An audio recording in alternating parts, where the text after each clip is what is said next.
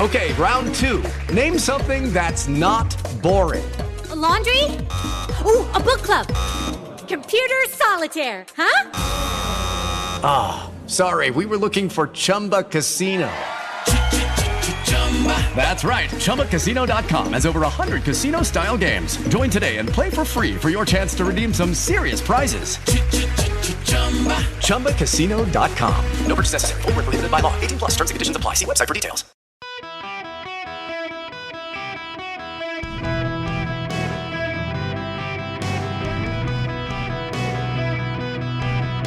Welcome to the Eric Erickson Show podcast, Hour 2. Hello and welcome. It is Eric Erickson here. The phone number, if you want to be on the program, 877-973-7425. Welcome. I tease this. I don't want to drag it out. I want to get right to this. I think it's very important that you hear this. If you know who Sam Harris is,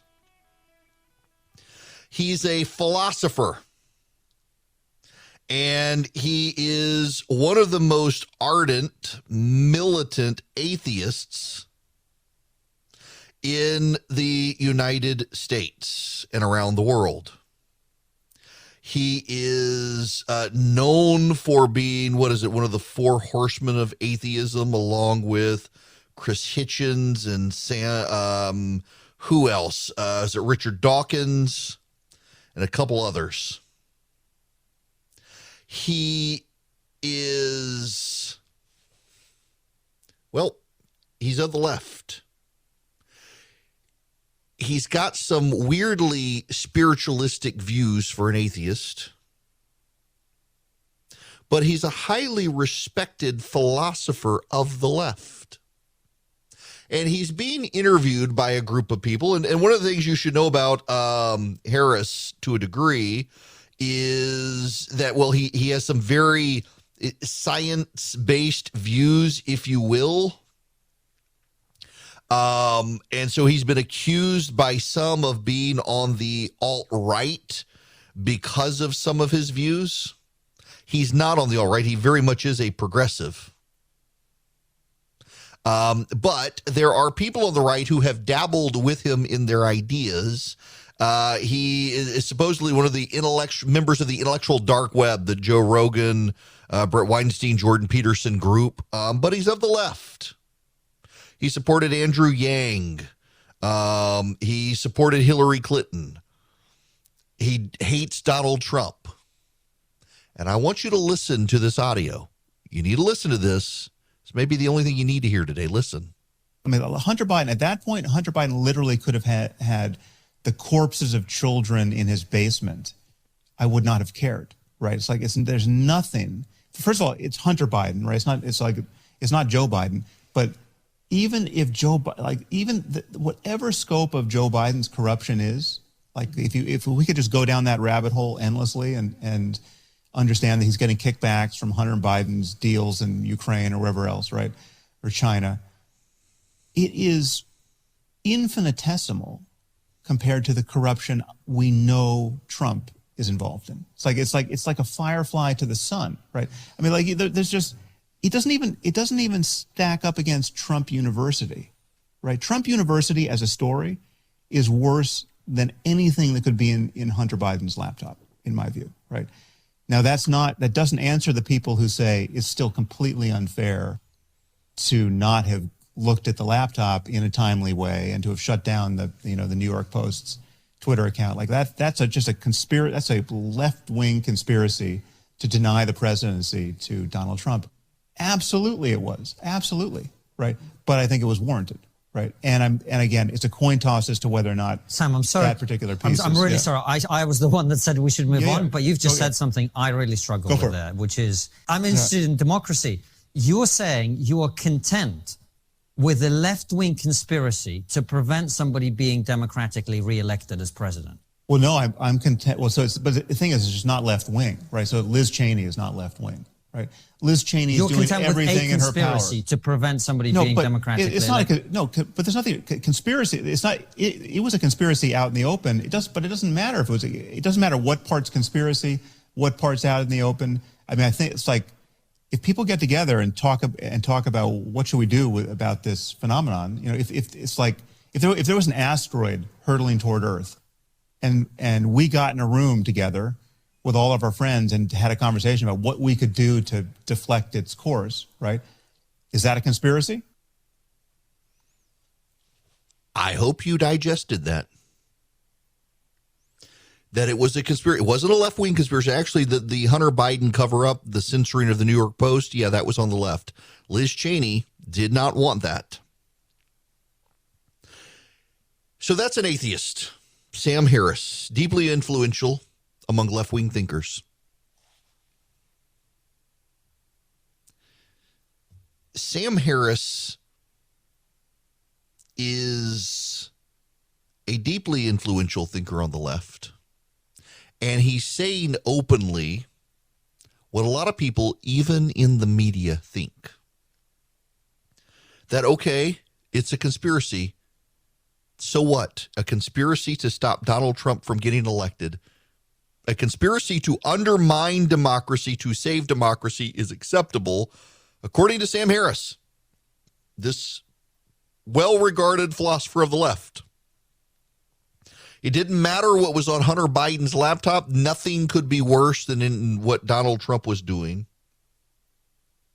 Never mind the prostitutes, the crack, the trading on his dad's influence to get business in China, Ukraine, and the like. Nope. Nothing was as bad as Trump. Trump is so bad, it's worth it to concoct a conspiracy to subvert the First Amendment, to cover up the Hunter Biden stuff, so no one can hear about it until after the election in order to stop Trump from becoming president. He said it. It's out in the open. Now, it's not just him. I read you this tweet the other day from Edward Luce. Edward Luce was the Washington bureau chief of the Financial Times. He's now a columnist there and also one of the associate editors. And he said, I've covered extremism and violent ideologies around the world over my career, have never come across a political force more nihilistic, dangerous, and contemptible than today's Republicans. Nothing close. General Michael Hayden, who was in charge of the CIA, has replied and said, I agree, and I was the CIA director. What he is suggesting, of course, by saying I was the CIA director, is that the Republican Party is more dangerous and contemptible than the Communist Chinese. That the Republicans are more dangerous and contemptible than ISIS and Al-Qaeda and Iran. They really do hate us. They really do hate us. When you have an intellectual weight on the left like Sam Harris saying a conspiracy to subvert democracy in order to save democracy is fine. When you have the former head of the CIA, who, by the way, said the Hunter Biden laptop story was Russian disinformation. He put his name on that letter. And he says the Republicans are a more dangerous and contemptible political force than anything else on the planet. When you have the associate editor of the Financial Times say that as well, you really do get a sense that these people really do hate you.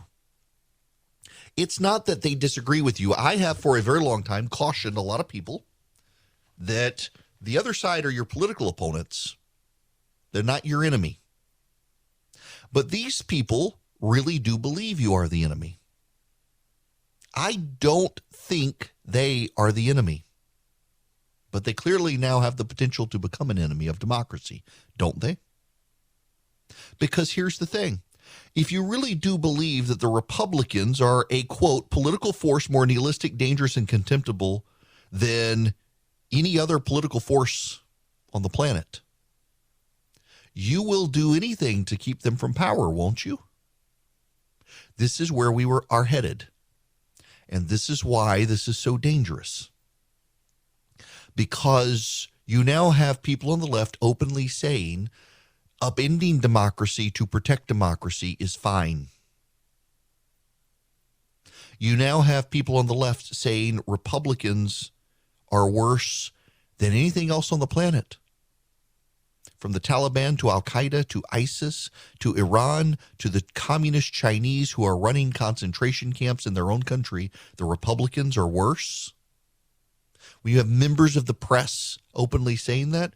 We have a real problem. We've got a real problem. And you can understand why people on the right are rapidly moving towards their own authoritarian. I mean, because listen, if you've got these people openly now saying we've got to essentially stop democracy to protect it, they're the authoritarians. They're the authoritarians. They're the ones who are openly now saying a conspiracy to stop someone is worth it to save democracy. Advancing a bunch of lies, all the people, misinformation, disinformation, it's bad. The people who are willing to say, let's concoct a conspiracy of things that are not true in order to stop someone we don't like from taking power. You're undermining the very integrity of the system, and you're happy about it. You've justified it.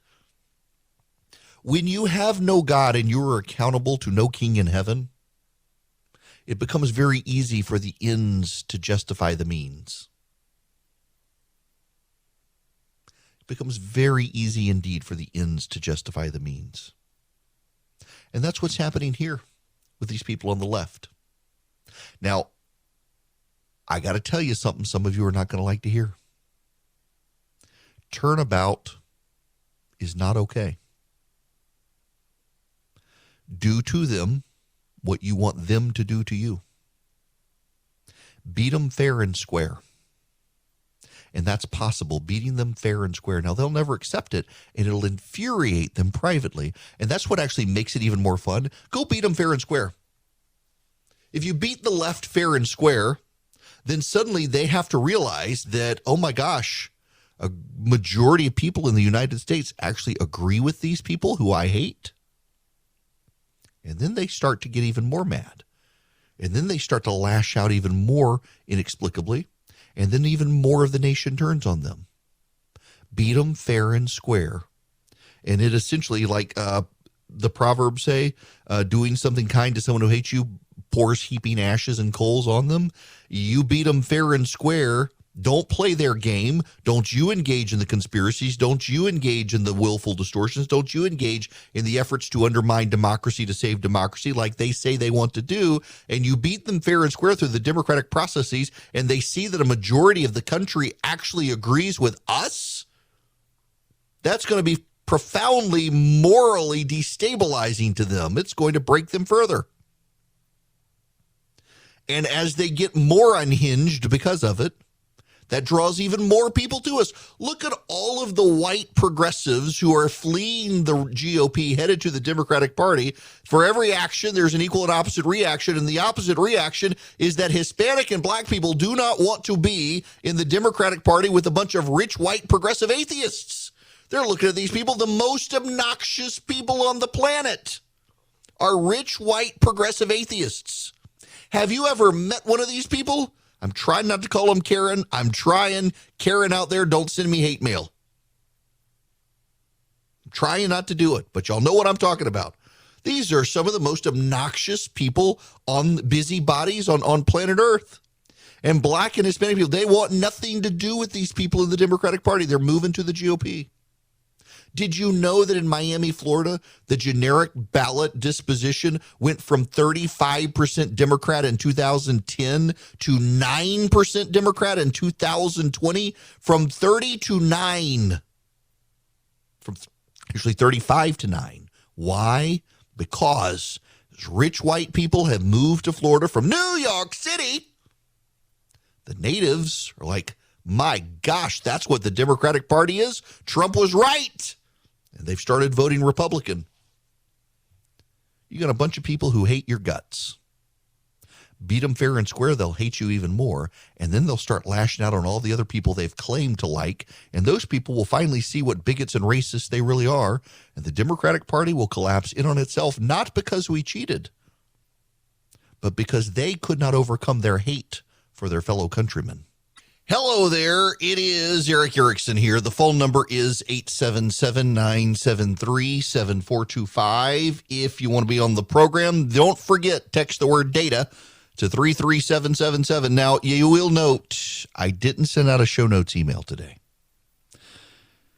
So, my kids. Oh, my kids. You know, I have the standing rule at my house. Please, if we're out of milk, just tell me, and I'll go get milk. If it's 11 o'clock at night, I'll go get milk so you have it in the morning so I have it for my coffee. No, they couldn't tell me today. And right before the show, I decided I needed some coffee. Of course, there's no milk, so I had to go to the grocery store. In the process, managed to forget to finish up the show notes and send out the email. Since Philip was off today, I had to do it myself, and it didn't get done.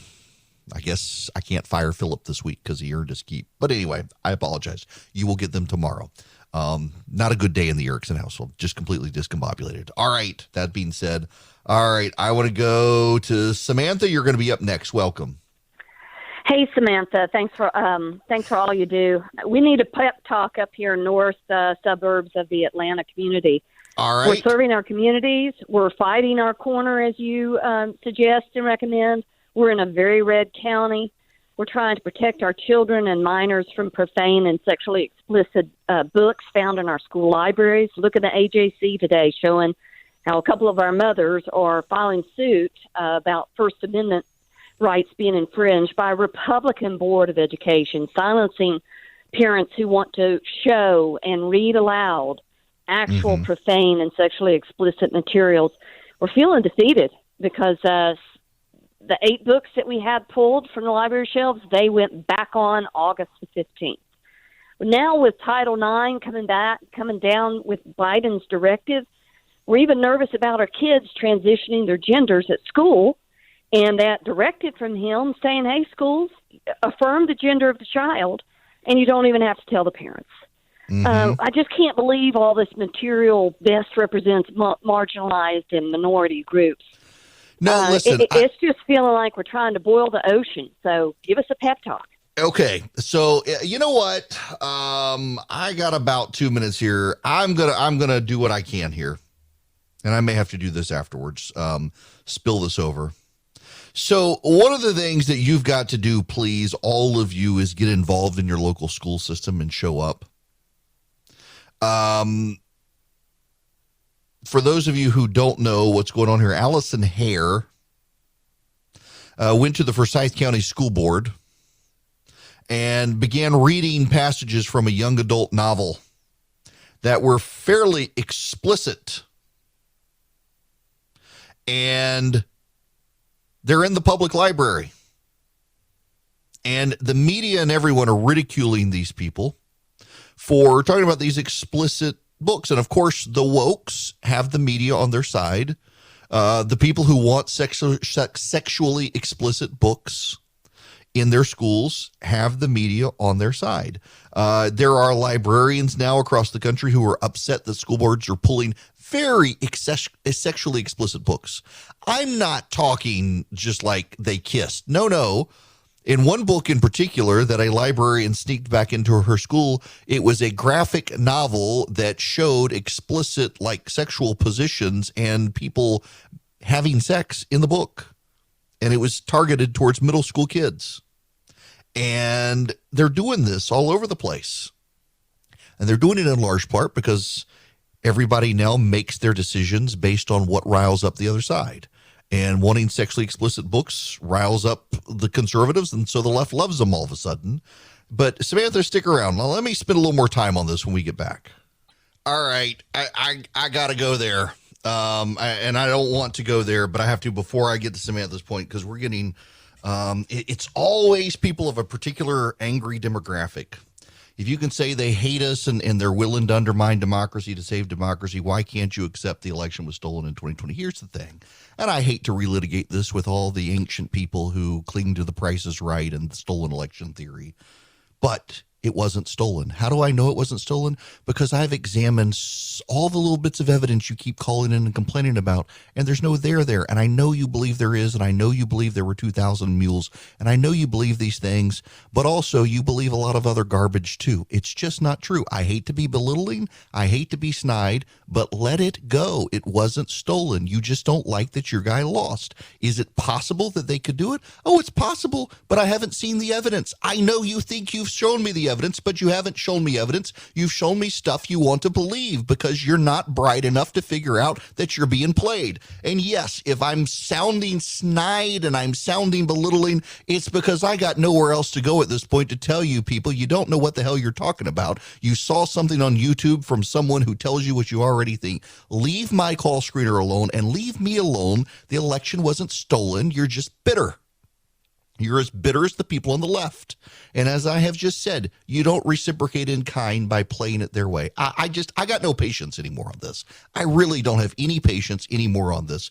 To believe that the election, let's just take Georgia, to believe the election was stolen, you must believe that the Republican governor, the Republican lieutenant governor, the Republican secretary of state, the Republican attorney general, the Republicans in charge of all the apparatuses of the state were in league with the Democrats to steal it. Same in Arizona, by the way. You got to believe all of that. And if so, well, then maybe it was stolen and your candidate is the only one it could be stolen from because he pissed off everybody. Maybe there was a grand conspiracy of Democrats and Republicans alike to steal the election. And if so, guess what? He's not going to win again in 2024. So you might as well find someone new. It's time to move on. Grow up, people. Good Lord. Now, having gotten that off my chest. Oh, and spare me your outrage. Spare me your outrage. And learn to spell when you're going to send me an email as well. If you're going to send me the hate mail right now that I'm getting, at least use proper grammar. You're kind of exposing my point here. You're just not bright enough. Sorry, Charlie. You may want to shut down the phones now. I got to tell you, there's this unique phenomenon that whenever I explain something that you guys agree with, like playing the Sam Harris audio, there is this very small but very vocal and very angry fringe of people who call and cuss out my call screener. Because what about 2020? What about it? What about it? Get back on your oxygen tank. You only have a few more years left. I'm tired of them. I am absolutely tired of them. There are plenty of other shows for them to listen to. They won't get smart, but they clearly don't want to. So frustrating. I hate it when people call and cuss out my staff. Now, to Samantha's issue. I want to talk about Samantha. This is a real frustrating issue for everybody. Particularly on the right these days, because, I mentioned this yesterday that there is a strain of politics these days where both sides aren't really interested in sound public policy. They are interested in what will piss off the other side. What's going to make the other side mad? And if you're willing to make the other side mad, that's the policy they want. So conservatives started complaining about Drag Queen Story Hour. So the left decided, you know what we need? We need more Drag Queen Story Hour. The right started saying, why are they doing this to our kids? They're going gangbusters on the whole sexual transgender stuff for kindergarten through third grade. They're misrepresenting the Don't Say Gay legislation, all of that sort of stuff. Why are they doing this? So, naturally, the left decided they needed to fill up libraries with sexually explicit material for underage kids. Now, I will tell you, while I am a Christian, as an American, constitutionally, I am structured as a Federalist. And as a Federalist, I think that you should be able to do what your local area wants. So if you're in San Francisco, California, and you want Drag Queen Story Hour and you want books on indoctrinating kids and polluting their mind, I think it's wrong, but I'm a Federalist. You got a right in your local area to do that. And far be it from me. The problem is that many people on the left think we all have to do that. They have no respect for federalism. So you have in some parts of the country people who are they're concerned parents, they're involved in their kids' school, and they're realizing the awful things that are going on in their libraries.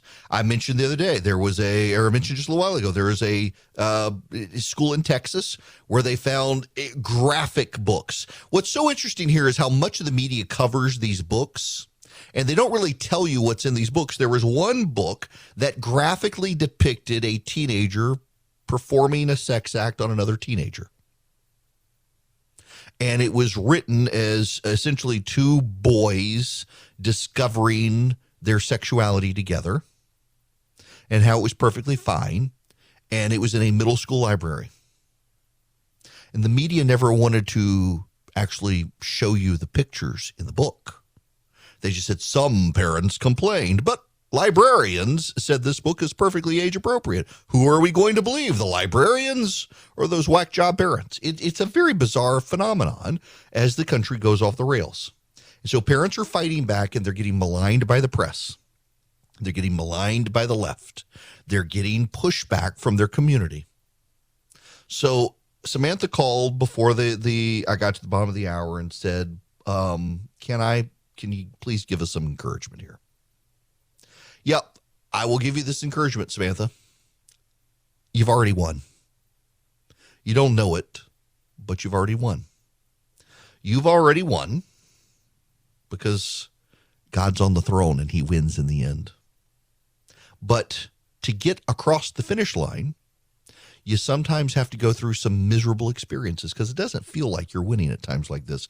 When the media makes you the bad guy and all you're doing is trying to protect the kids, and the media makes you the bad guy, it makes you feel like you're out of sorts. It makes you feel like the world is against you, and the world is against you because the world's against the things of God.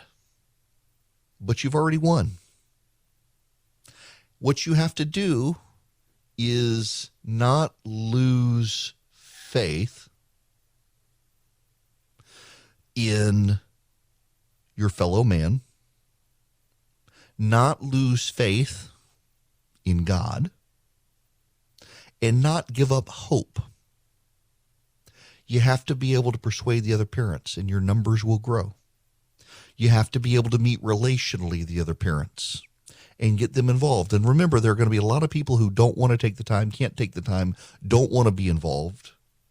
But it doesn't mean they don't care. It doesn't mean they don't they don't think you're right.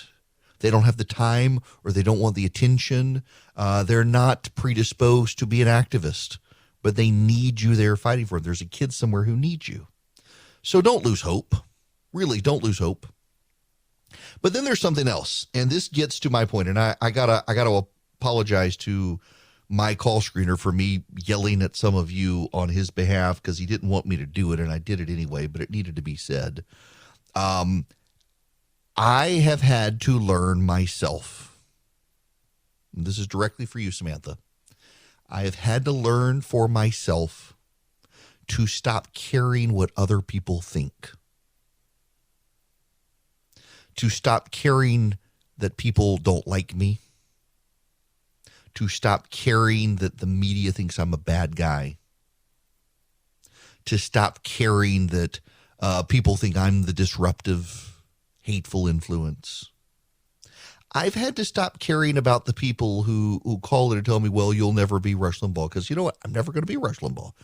I'm not. I'm going to be Eric Erickson. I'm going to be the best Eric Erickson possible. You be the best Samantha possible. Don't worry about the hate. There will always be hate because you are doing something, putting yourself out there. There will always be people who send me belittling emails to try to get under my skin, to try to criticize me. There are, back in 2016, after I didn't support Trump the very first time, the number of people who were applying for my job convinced I was going to be fired. I am literally, I'm not making this up. I am literally the only political talk show host in the country from the right who didn't support Trump in 2016 who still has a job. Literally. The only one. I am the only one who will still stand up and criticize him regularly. And my ratings actually went up because people understood I'm doing what I'm doing out of conviction, not because I'm trying to tell you something. It's what I truly believe. And if you truly believe that these books are bad, if you truly believe these books are not age appropriate, then take a stand. It may not be a popular stand, but it's your stand because it's based on your belief. And you should not have to conform your beliefs to other people just because other people bully you. I fully believe that the 2020 election was not stolen. I fully believe it because I was an elections lawyer. I have a basis of knowledge outside listening to other people to tell me, because I know how to examine the evidence myself as a former elections lawyer. So I have arrived at where I have questions. I don't believe it was flawless. I do think there were problems, but not what a lot of people think. It wasn't stolen, though. And I have people email me. You should see the emails flowing in right now. You should see the people trying to call in to yell at me who yell at my call screener. You should see the nasty messages they leave on Instagram and on social media. And I just don't care because I know I'm right. And so the bullying and the cajoling and the pressuring and the badgering, it doesn't get me down anymore because I know I'm on the right side here. I know what the truth is. And you too know what the truth is. And so sometimes you despair and you feel isolated. Sometimes you feel alone. Sometimes you feel like everybody's out to get you. And sometimes even those around you think, why don't you just give it up? Now, if you've made this the center of your existence, if you've made this like the entire center of everything you do, if this is what defines you, then you've made it an idol. And maybe you do need to step back. This activism should not be what defines you.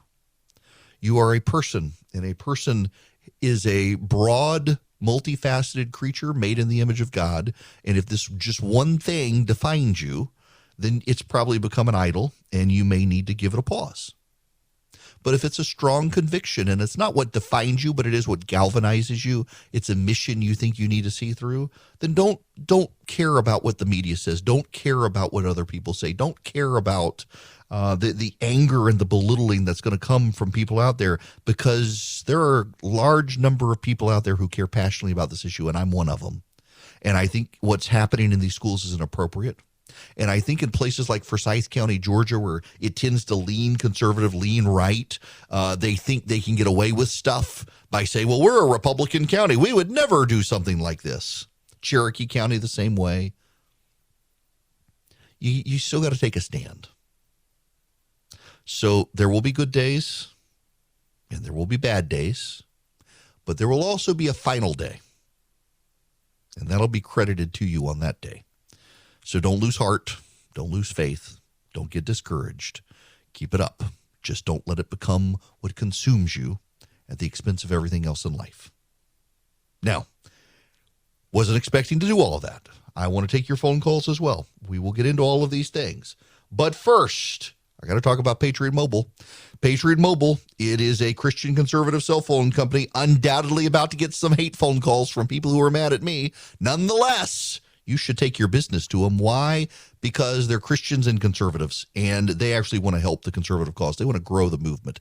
They want to help conservative candidates get elected. They want to help the Second Amendment movement. They want to help the pro-life movement. There's so much out there on the right that needs funding, and a group like Patriot Mobile exists to help, and they help by having you take your business to them. You can call them at 877-972-PATRIOT. Gosh, now my mind has gone blank with my call screener number because I've gotten so distracted.